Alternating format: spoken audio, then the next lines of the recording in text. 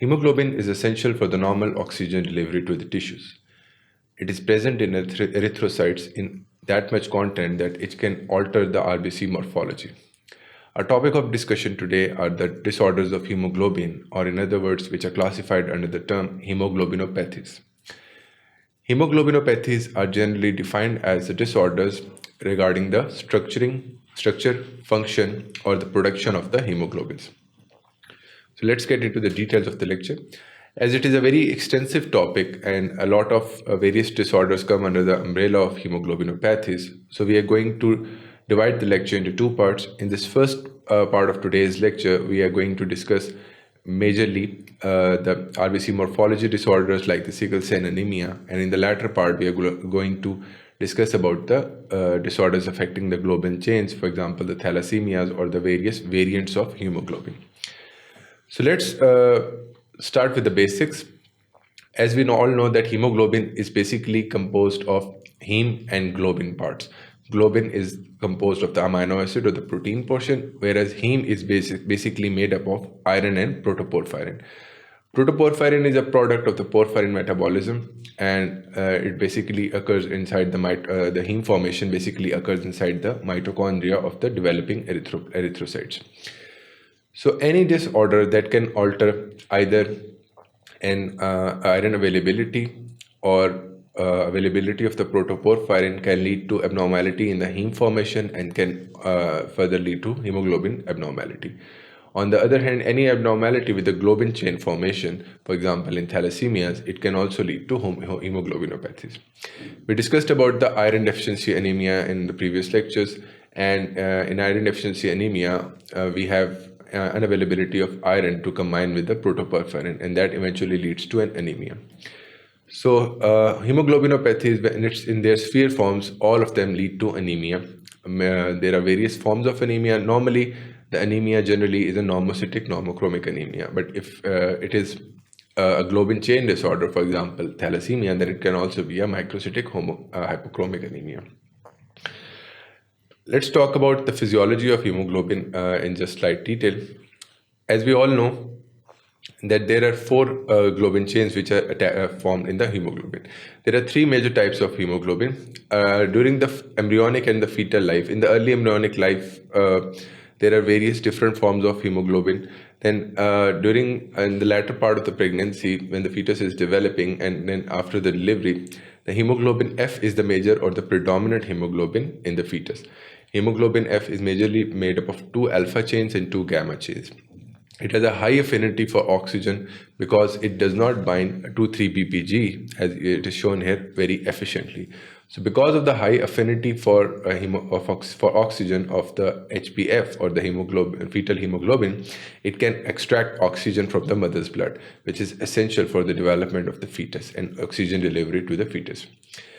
After the birth, the hemoglobin F concentration starts falling or waning off in the first 4 to 6 months, and the major hemoglobin in the adult or the developing baby, which later on in the adult also, is the HbA or hemoglobin A, which is majorly made up of 2 alpha chains and 2 beta chains. As you can see here, there are 2 alpha and 2 beta chains. This is an adult hemoglobin or HbA.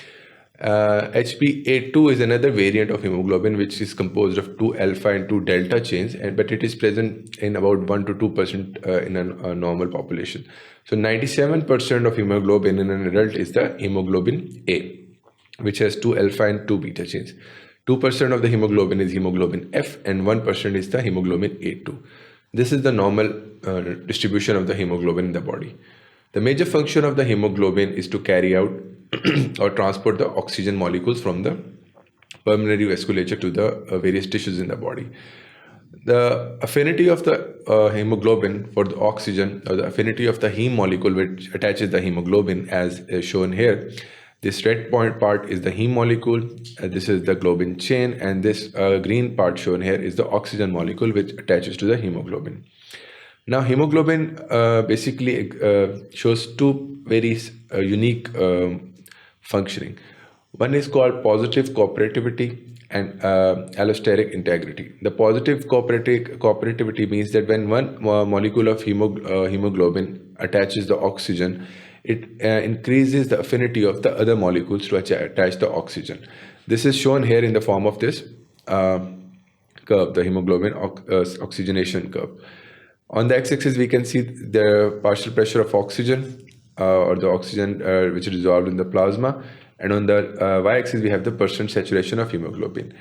As we see here, when there is no oxygen binding, the curve is basically moving in this direction. But as soon as there is some oxygen binding, as for example, the hemoglobin is 25% saturated or 1/4 saturated, the curve moves in a more vertical direction, which shows that there is an increased affinity for the coming oxygens for the hemoglobin. And at low oxygen tensions, there is decreased affinity, and when the oxygenation increases, the affinity increases as much as the whole of the hemoglobin is saturated here at this point. This oxygen is basically the oxyhemoglobin, which has the oxygen attached to it. When the oxygen is not present in the hemoglobin molecules, it is termed as a deoxyhemoglobin molecule. Here, and when in the deoxygenated form, the hemoglobin forms salt bridges, and there is attachment of the 2,3-BPG. This 2,3-BPG basically lowers the affinity for oxygen attachment in a normal person. HPF does not have the hemoglobin, fetal hemoglobin does not have 2,3-BPG. That's why it has increased affinity for oxygen as compared to HPA or the adult hemoglobin. Again, we discussed about this oxygen saturation curve or the hemoglobin dissociation curve in our lecture on anemias. Let's revise it here. There are two shifts of the curve, the right shift or the left shift. When the curve is shifted right, it is easier for the hemoglobin to unload oxygen, and the more oxygen is delivered to the tissues. So this basically occurs at the level of the tissues. What can be the conditions that can lead to right shifting of the oxygen dissociation curve? Any increase in the hydrogen ion concentration, or for example, acidotic environment, for example, at the level of the tissues, when we need the hemoglobin to deliver the oxygen, the affinity of the hemoglobin for oxygen decreases, and it leads to unloading of the oxygen at the level of the tissues. Similarly, at high altitudes, increase in temperature or increase in the 2,3-BPG concentration, it leads to more oxygen delivery to the tissues and decreased oxygen affinity for the hemoglobin. The converse happens when the curve is shifted on the left side. Any increase in the pH or decrease in the hydrogen ion concentration, for example, alkalosis, or at the level of the closer to the pulmonary vasculature in the pulmonary capillaries, there is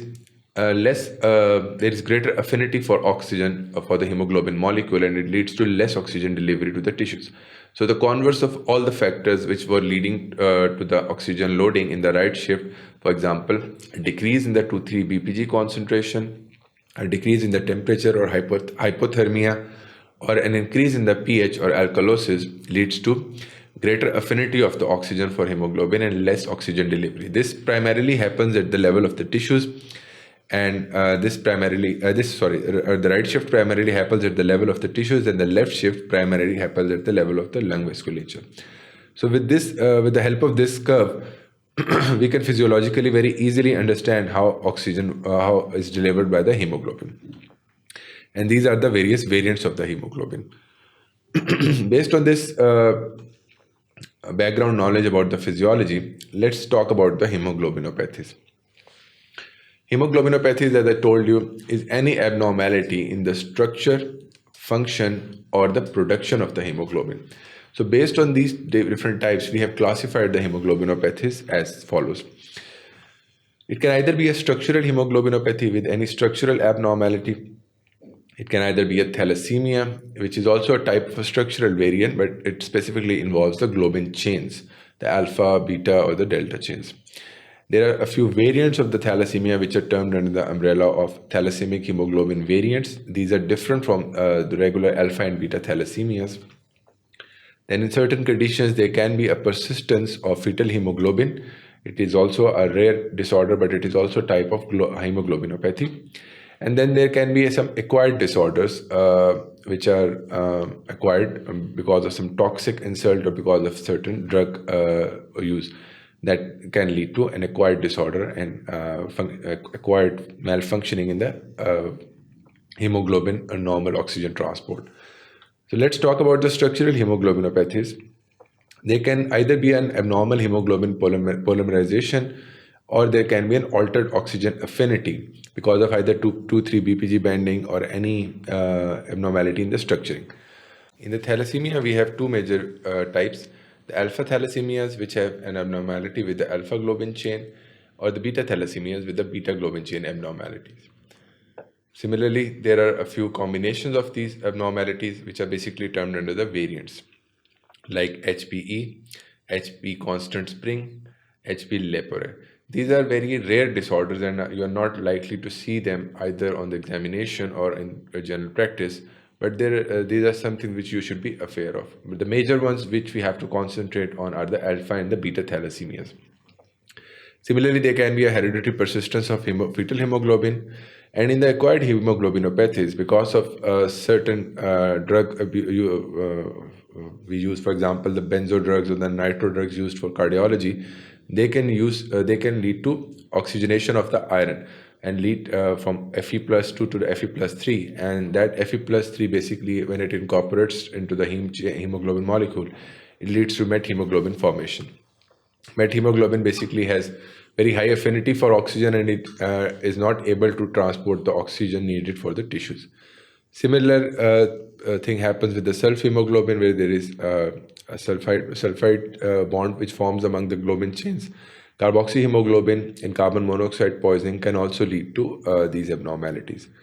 And HPH in erythroleukemia, it is also a rare disorder. But for the matter of completion, there can be an increase in the HPF and erythrocyte stress. As a matter of fact, with this increase in the HPF, or the fetal hemoglobin, is basically used as a therapeutic advancement for the sickle cell disorder. Talking of the sickle cell disorder, what happens in sickle cell anemia is abnormal hemoglobin polarization. We're going to talk about the sickle cell anemia in this lecture in greater detail. When it comes to the altered oxygen affinity, there can either be an increase in affinity or a decrease in the affinity. When there is an increase in the affinity for oxygen, it leads to polycythemia or RBC increase. That RBC increase leads to a multitude of problems in a person. We are going to discuss about them in the second part of this lecture on hemoglobinopathies. And when we have a low affinity, it can lead to cyanosis or pseudoanemia because the oxygen is not able to be carried out properly to the cells or the various extremities. Now, how do we detect the hemoglobinopathies? The first thing here to realize is there will be some sort of anemia that will bring the patient to our attention. And after the patient comes to us, or either they can be an episodic anemia, or it can be a continuous disorder. After we have done the basic evaluation of the CBCs, and if we are doubtful, we might do a peripheral blood film. On the peripheral blood film, if we found any abnormality, for example, sickle shaped cells or other type of disorders, that can lead to our further evaluation of the hemoglobinopathies. Or if we suspect certain inherited disorders, for example, certain thalassemias, which are not evident clinically on the peripheral blood film, for that, the test of choice which we have is the hemoglobin electrophoresis. In the hemoglobin electrophoresis, what we do is at various pH, we electrophorose the hemoglobin molecule, and that leads to quantification, or that shows us the different composition and the various types of hemoglobin which are present in that sample and their concentration. For example, in a normal person, we'll see three bands, with the HPA band being the largest one, which normally comprises of about 97% of the hemoglobin in an adult, and there is about 2% of hemoglobin F in an adult population and 1% in HPA of HPA2. In someone with sickle cell anemia, we might see HPS or HPSC. In someone with thalassemias, we might see an increase in the HPF, for example, if someone has beta thalassemia. So that hemoglobin electrophoresis, in which we basically separate the various types of hemoglobins on an agarose gel at different pH, that is the gold standard test for the diagnosis of hemoglobinopathies. Along with that, we can do the spectroscopic examination. We can quantify the hemoglobin profiles either on the electrophoresis or also on the spectroscopy. Spectroscopy and the hemoglobin electrophoresis are the mainstay in hemoglobinopathies detection. Along with that, there can be certain accompanied tests like the sickle. For the sickle cell disease, we can do sickling, initiate a sickling crisis to differentiate. For hereditary spherocytosis, we can do certain tests by reducing the oxygen tension, and these are very helpful along with the electrophoresis to arrive at a disorder, arrive at a diagnosis.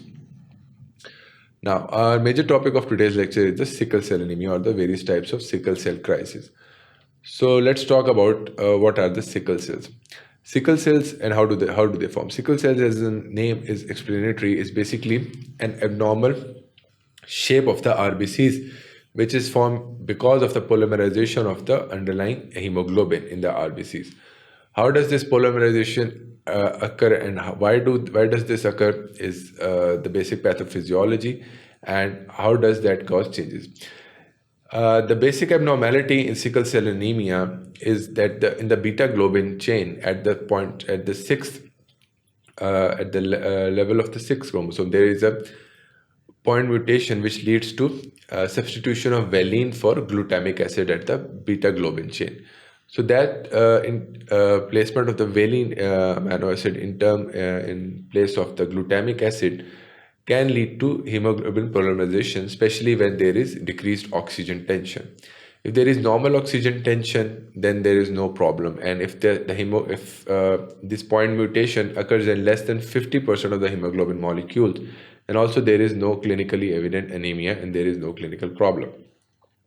But if this point mutation occurs in a majority of the hemoglobin molecules, then that can lead to sickling of the cells even at normal concentrations, and that is basically the sickle cell anemia. If the sickle cell, if there is less than 50% of the hemoglobin involved, then that is termed as a sickle cell trait. And the major abnormality in that is there can be some episodic hematuria, especially in the decreased oxygen tension states. For example, in stress conditions or infection or pneumonia or some certain pathologies. So basically, there is an abnormality with the globin chain. What happens is at the normal arterial oxygen saturation, there is the hemoglobin is soluble and there is no polymerization of the sickle cells. But when when the RBC moves to at the level of the capillary venous, when at the level of the capillary or the level of the veins, with the decreased oxygen saturation or decreased PO2, that hemoglobin becomes insoluble because of deoxyhemoglobin formation and becomes polymerized, and it can lead to needle-like hemoglobin formation or the globin chain formation that leads to damage of the RBC membrane, and the RBC membrane eventually can become sickle shape. It can also cause physiological changes with the influx of potassium and influx of calcium and leakage of potassium. Now that membrane changes lead to stiff or viscous sickle-like cells. I'm going to show you the shape of the sickle cells in the next coming slide. Now what happens with this sickle cell shapes? They alter the membrane permeability. They make the RBCs stiff. Now RBCs are naturally designed in a way that they are very pliable. They can alter along their pathway. For example, when they move in the microcirculation, they can fold about themselves and can easily pass through them because of their ability to pliable or the elastic nature, you can say. But when we have a stiff RBC moving through a very narrow vessel, it is unable to fold on itself, and that RBC basically gets stuck there and can lead to that occlusion of that capillary or the small venule, and that eventually downstream can lead to an obstruction of the blood supply. So this is the major abnormality of the pathophysiology that occurs in the sickle cell anemia. The two major pathophysiological things that lead to all the manifestations are the occlusion of the small vessels, be it the capillary or the venules, and because of the altered shape of the RBCs, they are tagged basically by the splenic macrophages as abnormal RBCs, and the splenic macrophages attack them and basically cause them to burst or cause them to die, which is generally termed as the hemolysis or the hemolytic anemias. So these two abnormalities basically lead to all the manifestations downstream. What happens with the venous occlusion is there is microinfarction or infarction of the small blood vessels and decreased blood supply to the digits or the extremities, to small vasculature in various organs, which leads to an ischemic tissue pain. There's a very painful disorder. This is called a sickle cell crisis when we have the occlusion of the small vessels. This can lead to a ischemic organ malfunction if it is long-term or recurrent, and it can also lead to autoinfarction of spleen in some patients if the splenic vessels are obstructed and the spleen is unable to get its blood supply. Now, with the autoinfarction of spleen, as you know, spleen plays a very important role in clearing of the microorganisms. The person who has this autoinfarction, basically the spleen is dead and it's fibrosed. So the person becomes very much susceptible to encapsulated organisms like streptococcus and Haemophilus influenza. That's why it is very important for any patients with the sickle cell anemia to get vaccinated even before the splenic infarction occurs with ANOM vaccines, especially for the pneumococcus and Haemophilus influenza. On the other hand, with the hemolytic anemia, there is a release of the RBC contents in the blood that can lead to, number one, anemia because of shortening of the RBC survival. Jaundice occurs because of the presence of unconjugated bilirubin in the blood, which is because of the bursting of the RBCs, and that can eventually lead to gallstone formation, the pigment gallstone formation. It can also lead to ulcer formation if it is very long term. It can also lead to jaundice. It can also overwhelm the ability of the liver to conjugate the unconjugated bilirubin coming to the liver. So these two pathologies lead to all the problems downstream. Now let's show you in the picture how does a normal RBC compare with the sickle cell. This is a normal RBC. You know that it has a biconcave shape. It is very pliable. It is unable to fold on itself as it moves to the various vessels. But in a sickle-shaped cell, this is the normal sickle-shaped cell. It's like a moon-shaped cell, and it is very stiff and viscous, and it is unable to fold on itself. So these sickle cells basically obstruct the vessels and lead to infarctions. Let's talk about what are the various clinical manifestations that are present in sickle cell anemia. As I told you, there is hemolytic anemia. This is because of the splenic macrophages which tag the sickle cells as abnormal and destroy them, leading to the expulsion of their contents into the blood. It can lead to unconjugated hyperbilirubinemia, can lead to jaundice or pigmented gallstone formation. The hematocrit will be decreased because of anemia. We want to keep the hematocrit above 30%. There is comparatively reticulocytosis because the bone marrow tries to compensate for this hemolytic anemia by greatly increasing its production of the RBCs, and that's why there will be a large outflux of reticulocytes into the blood from the bone marrow. There might be a compensatory granulocytosis. This might be because that hemolytic anemia, this granulocytosis might be because of certain underlying infection, or it can be a compensatory response for the hemolysis. The vasoocclusion occurs because of the sickle-shaped RBCs obstructing the small vessels. And there are a lot of other protein manifestations like the ischemia. Ischemia can occur at various organs level. It can occur at the level of the bones and the joints. It can also occur at the level of the digits, which are termed as the hand-feet syndrome or the dactylitis. Similarly, because of this, the sickling basically occurs in majority of the patients when the oxygen is released or there is deoxyhemoglobin. So any condition that makes the person susceptible for deoxyhemoglobin formation, be it fever, infection, inflammation, certain use of drugs or free radical injury, that basically promotes the sickling of the process. So that's why it is very imperative in the treatment of these patients or at prophylactic measures to keep the patient hydrated so that there is no dehydration, and also the oxygen is available readily to avoid the formation of deoxyhemoglobin. So if the person has fever because of any cause, any infection, any inflammation, that person, and especially if he has sickle cell traits or sickle cell anemia, that person becomes very much prone to sickling or the sickling crisis. Similarly, there can be tachycardia if there is obstruction of the cardiac blood supply.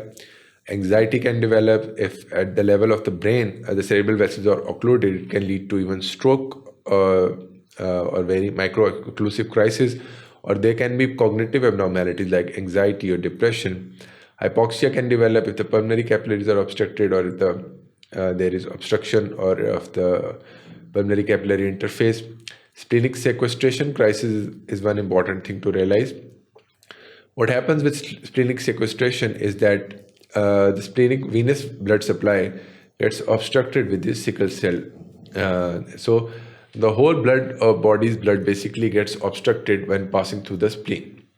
So the spleen sequestrates or leads to basically holds of all the blood supply, and becomes very important to either remove the spleen in these patients to save the life of the patient, because that leads to spleen basically leads to sequestration of all the blood which is basically passing through because of the venous obstruction. And this can be very lethal in patients as well, and it is a major indication of the removal of the spleen in these patients if it does not settle on its own.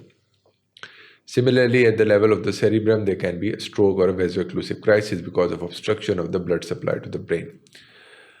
Priapism is a condition in which this can lead to erectile dysfunction as well in patients if there is obstruction of the blood supply to the penis, or that can lead to a lot of other abnormalities, psychogenic problems as well. So these are the major clinical manifestations in sickle cell anemia. Let's talk about the various important manifestations in various organs, starting with the eye. At the level of the eye or the ocular manifestation, there can be an occlusion of the retinal vessels. This occlusion of retinal vessels can lead to retinal hypoxia or hemorrhage. This also leads to neovascularization, which is formation of the new vessels on their own, and eventually it can lead to retinal detachment. So the patients with sickle cell anemia are very prone to retinal detachments and vision abnormalities, especially if they have certain hypoxic triggers.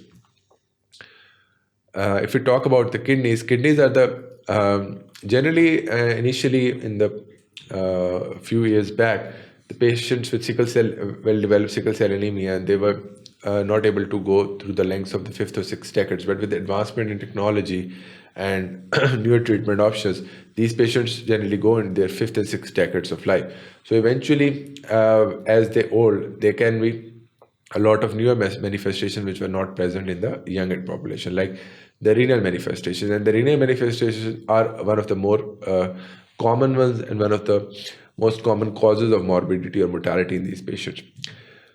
Especially there can be renal papillary necrosis, which can be evident as microscopic hematuria. The sickle cell diseases are very much prevalent in the African American population.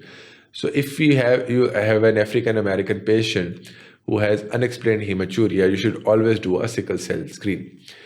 Renal papillary necrosis leading to microscopic hematuria can be evident in sickle cell anemia, well-developed sickle cell anemia, or in someone with sickle cell trait who has less than 50 to 60% of hemoglobin S, or the sickle cells.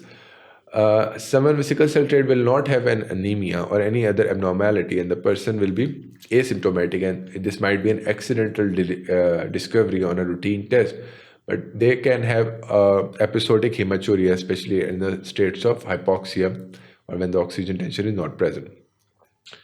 So along with the renal papillary necrosis, there is a condition called isosthenuria.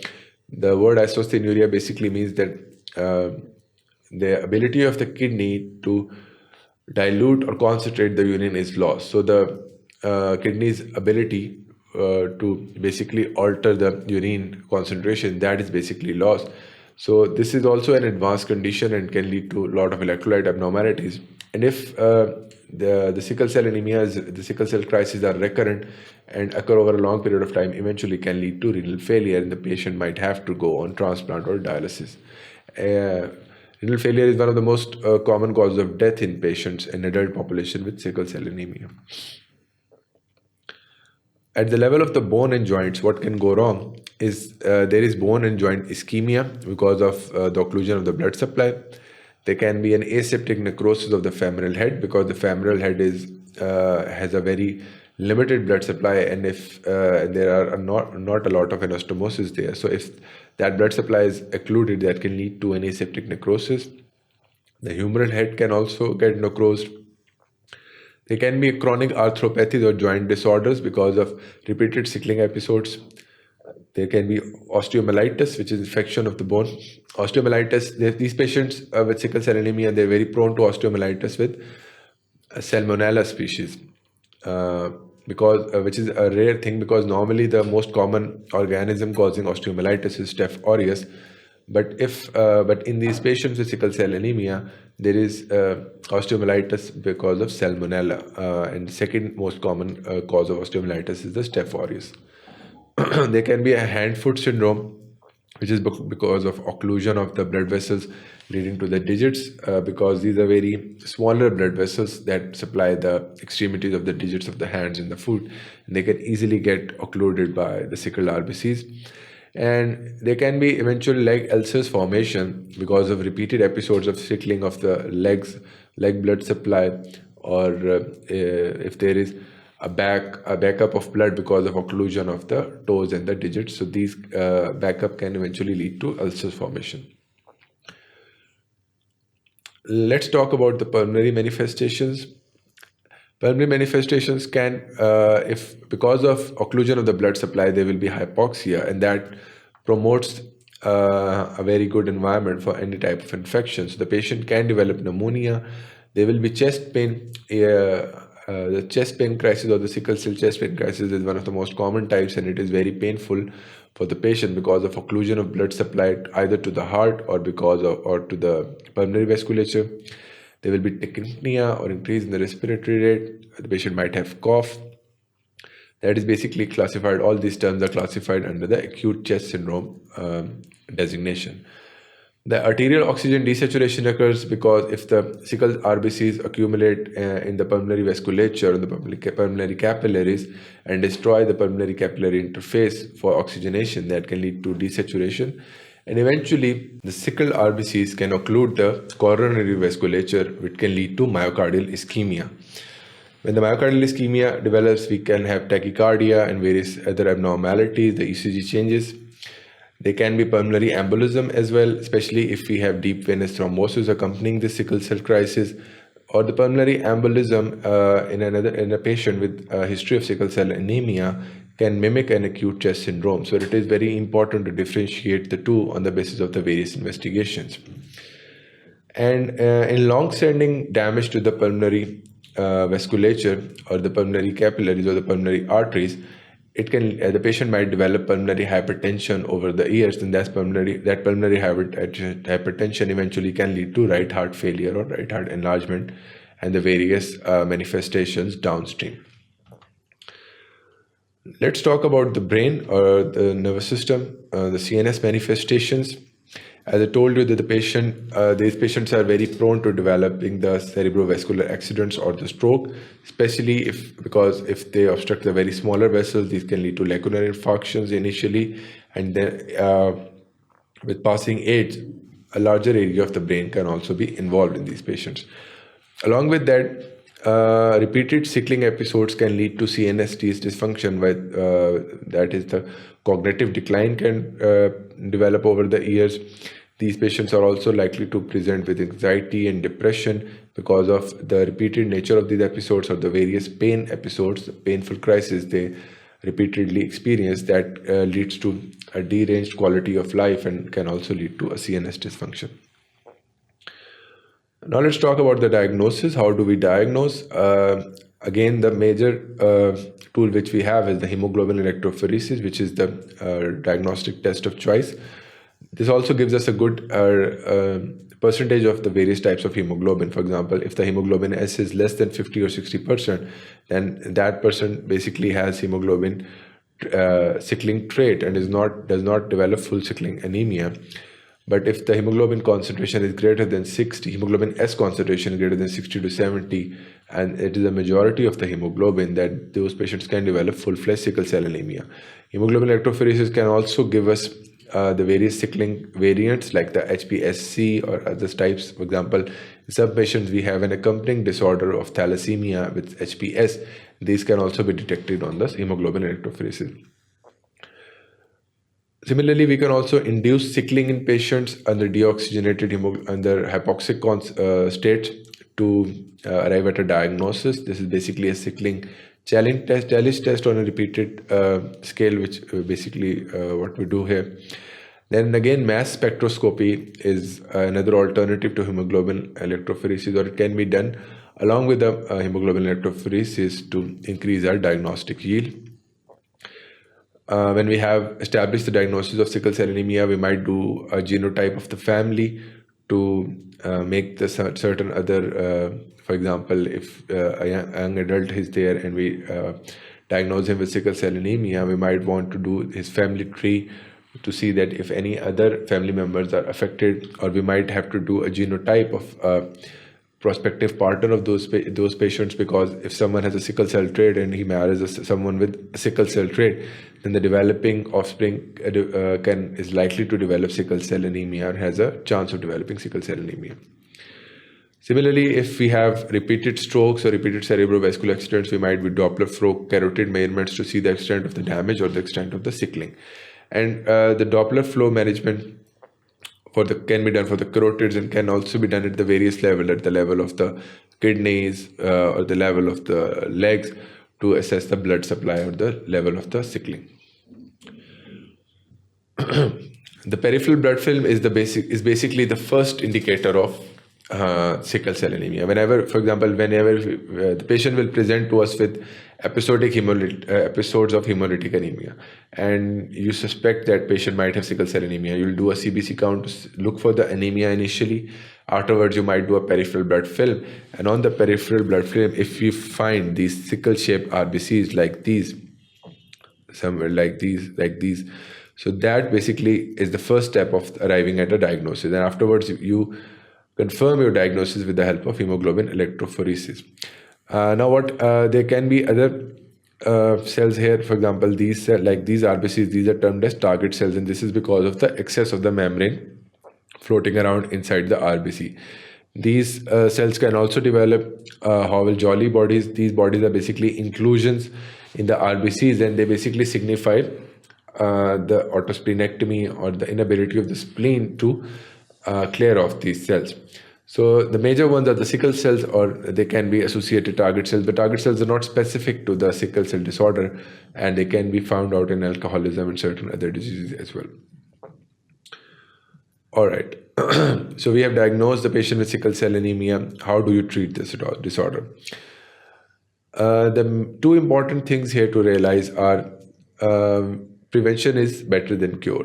We ensure that the patient who has the sickle cell trait or who has sickle cell anemia, generally we have to keep them hydrated and we have to keep them oxygenated, because the sickling basically is precipitated by dehydration or deoxygenation. So along with that, it is very important to vaccinate these individuals before the spleen goes away. Especially the Streptococcus pneumoniae, Haemophilus influenza vaccinations are the critical. Hydration and oxygenation are the key steps. If someone develops a sickle cell crisis, for example, a dactylitis or painful crisis, it is very important to give them high dose of analgesics. Specifically, the narcotic analgesics are helpful. But we have to assess the risk and benefit ratio here. We have to avoid the patient becoming abusive or dependent on the narcotics, and we have to change the various types of drugs so that the patient does not become dependent on one drug. So what we can do is we can give them morphine every 3 to 4 hours, which can either be a pre-administered dose or patient-controlled dose. For joint and bone abnormalities, we can give them ketorolac, which is also a very potent analgesic. Along with that, one newer drug which has developed and has been used very useful in treatment of sickle cell anemia is the hydroxyurea. It is an anti-cancer drug. And what hydroxyurea does is it increases the concentration of hemoglobin F, the HbF in the body. So that HbF has greater affinity for oxygen, and that increase in the HbF concentration leads to improvement in the patient. We have seen many patients on trial with hydroxyurea and increasing HbF concentration that have the improvement in their symptoms. Along with that, if someone who has hypoxia, nasal oxygen can be tried. There can be nitrous oxide inhalation can also be helpful, but that also has its own side effects with the development of methemoglobinemia and various other nitrous oxide disorders. So nasal oxygen can be given, especially if the saturation is dropping or less than 70 or 80 millimeters. But hydroxyurea is basically the major drug which we use, and the rest are the symptomatic treatment.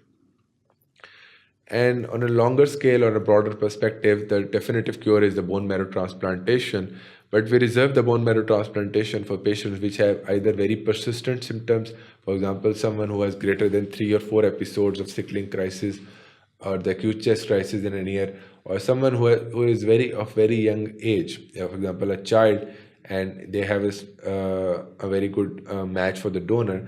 Bone marrow transplantation can be tried on in these patients, but they have their own side effects with the use of the various drugs that come with the transplantation, and that also leads to abnormalities going forwards. And gene therapy has basically been tried, and it's under trial here to treat the gene disorder at the level of the genes. There are various techniques like this, the CRISPR technique, and the various other genetic techniques are basically under trial to arrive at a definitive treatment for sickle cell anemia. There can be a prophylactic exchange transfusion. Generally, we reserve the blood transfusion in very severe cases. If someone has a very low hemoglobin count, if the sickling is very much pronounced, and normal hydration procedures are not helpful, those patients can be given a trial of exchange transfusion. We can do a prophylactic exchange transfusion in certain susceptible individuals who are very prone to sickling. And gene therapy, as I told you, is the cornerstone of treatment, and it is basically under trial, and there are no definitive treatment modalities at present available. So this concludes our discussion of the first part of our lecture on hemoglobinopathies. In this part, we discussed primarily about the sickle cell anemia. In the second part of our lecture, we are going to discuss about the globin chain abnormalities, primarily the thalassemias and the different hemoglobin variants, and how do they alter the affinity of the hemoglobin for oxygen. Thank you for watching sqadia.com. I'll see you in another lecture.